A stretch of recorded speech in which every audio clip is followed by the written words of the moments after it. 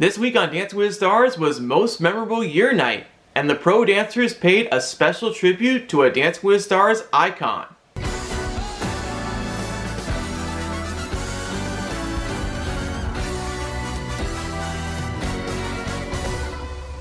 How's it going, guys? It's Eric Sharkey, aka Dancing with the Stars Superfan, back with another video. And last night, the remaining 10 couples honored their most memorable year, and they did a special tribute to the late Len Goodman. Also, if you guys like this video, or if you guys are new to the channel, be sure to hit that subscribe button down below and smash that like button and ring that bell to get notified for more Dancing with the Stars content from my channel. A few of the original pros and the current pros did a tribute dance to Moon River choreographed by Val and Jenna in honor of Len. And I gotta say, it was marvelous. It had a lot of emotion and it was so heartwarming. Although Cheryl Burke and some of the others weren't invited, Cheryl did get to express her feelings about her relationship with Len. I think it was sad that Cheryl and some of the others weren't invited. Some of the pros also expressed their true feelings about Len on how he is on and off the dance floor. So that was so special. After the dance, you can see Bruno and Carrie Ann tearing up, and there was a moment of silence with the crowd cheering on. That was a wonderful tribute to Len, with all the current and the former pros from past seasons to be a part of the dance.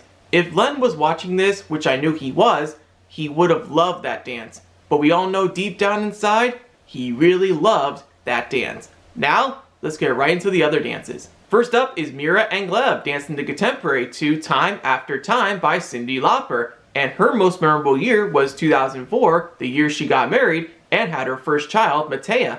Speaking of her first child, Matea, she was also featured in that dance. So I thought that was very special.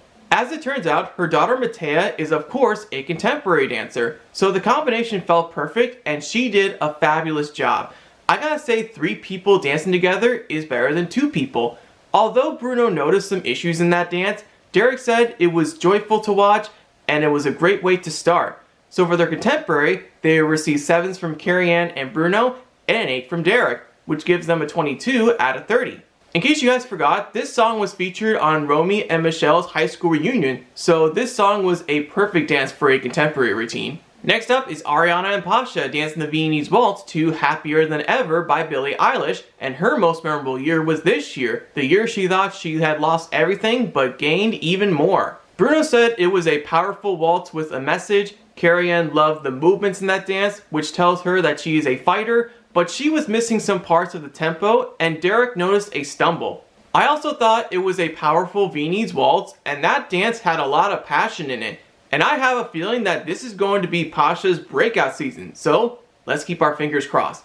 So for their Viennese waltz, they receive all 8s from the judges, which gives them a 24 out of 30. Next up is Charity and Artem dancing the contemporary to Lose You to Love Me by Selena Gomez. And her most memorable year was 2022, the year she learned to thrive after an emotionally abusive relationship. That dance really blew me away from the dancing bar, especially the choreography that Artem implemented. Carrie Ann said this dance will be forever remembered. Derek loved the fact that they utilized the moves on that bar and she was able to trust Artem. It also gives us the feel of her storytelling of what she went through before she went on The Bachelor to eventually being The Bachelorette, being engaged to Dotun.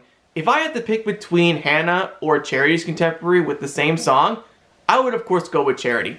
So for their contemporary, they received the first 10 of the season from Carrie Ann and 9s from Derek and Bruno, which gives them a 28 out of 30. Next up is Allison and Sasha dancing the Viennese Waltz to Perfect by Ed Sheeran, and her most memorable year was 2003, the year she married her husband and her life was complete, and they have just celebrated their 20th anniversary. Last week she lost her musicality. This week she not only brought it back, she had some fluidity and she had a lot of confidence. Even though Derek said her timing was off at times, it was an improvement compared to last week. So for their Viennese Waltz, they receive all 7s from the judges, which gives them a 21 out of 30. Next up is Harry and Riley dancing the contemporary to Keep Your Head Up by Andy Grammer, and his most memorable year was 2020, the year that newfound fame nearly broke him. He was talking about his past issues, which led him to getting a lot of backlash. Despite the backlash that he received, he still had friends telling him to keep his head up, and that's how he became a better person than he is today. Bruno said he had to be musical because he wants the moves to be smooth and they need to have some flow to it. and Carrie-Anne wants him to stay vibrant. He exceeded the lifts very well, but his dancing had some issues. So for their contemporary, they receive all 6s from the judges, which gives them an 18 out of 30. Next up is Jason and Daniela dancing the quick step to On the Road Again by Willie Nelson, and his most memorable year was 1999, the year his musical dreams came true. He was talking about how he was an elementary school janitor and he had a really long road trip to Texas because he wanted to pursue a music career. When that song came on, he played repeatedly during his road trip. Carrie-Anne said the dance was beautiful to watch, Derek said the footwork was incredible, and his frame was so much better, and Bruno said it was smooth and it had so much content to it. Last week he was uncomfortable, this week he was much more comfortable compared to last week. So for their quick step, they will receive all 9s from the judges, which gives them a 27 out of 30. Next up is Layla and Brandon dancing the contemporary to I'll Stand By You by the Pretenders, and her most memorable year was 2020, the year she met her husband and how they were able to save each other. Layla was talking about her struggles with mental health. She even mentioned that talking about mental health not only helps people, they can save people's lives as well. Derek was proud of her because she started progressing week by week, and Carrie-Anne said it was her best dance. And I have to agree with Derek. She has started to progress week by week, which is awesome. So for their contemporary, they will receive all 8s from the judges, which gives them a 24 out of 30. Next up is Sochi and Val dancing the Viennese Waltz to Until I Found You by Steven Sanchez, and her most memorable year was 2021, the year she traded a childhood dream for the opportunity of a lifetime. Carrie-Anne noticed a tiny wobble during the dance, but Derek and Bruno didn't. I thought the dance was smooth, clean, there was a beautiful flow to it, and she looked like a princess. Even though she didn't have a quinceañera, which is a 15th birthday celebration in Latin America, this dance totally was worth it despite her missing it. So for their Viennese Waltz, they received 2 9s from Carrie-Anne and Bruno and a 10 from Derek, which gives them a 28 out of 30. Next up is Mauricio and Emma dancing contemporary to Rise Up by Andra Day, and his most memorable year was 1996, the year he got fired and broke with his kids and how his entire life changed. Despite getting fired from his previous job, what matters the most is his family because he really loves his family. His ex-wife Kyle said his dream was to become a realtor, and he made his dreams a reality. Carrie-Anne said it was beautiful and it wasn't further of making her skin crawl. Derek said he is becoming a beautiful dancer, and Bruno said he gave it all he got. And he also said it was his best dance as well. I also really loved everything about the dance. The one big thing I loved about that dance was the emotion. So for their contemporary, they will receive all 8s from the judges, which gives them a 24 out of 30. And last up is Barry and Peta dancing the Paso Doble to Born to Be Wild by Steppenwolf. And his most memorable year was 1968, the year before everything changed. Derek said it was the most beautiful redemption dance ever, and he said Len would have loved that dance. Bruno said he could do it without making a mistake, and he did not make a mistake, which is awesome.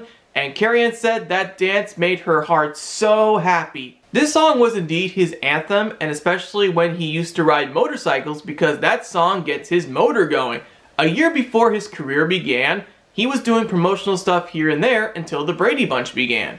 I wasn't really sure how Barry was going to do at the Paso Doble, but as I was watching the dance and after hearing the crowd's reaction as well as the judges' reaction, he pulled it off extremely well. And it was an exciting and powerful way to end an emotional week.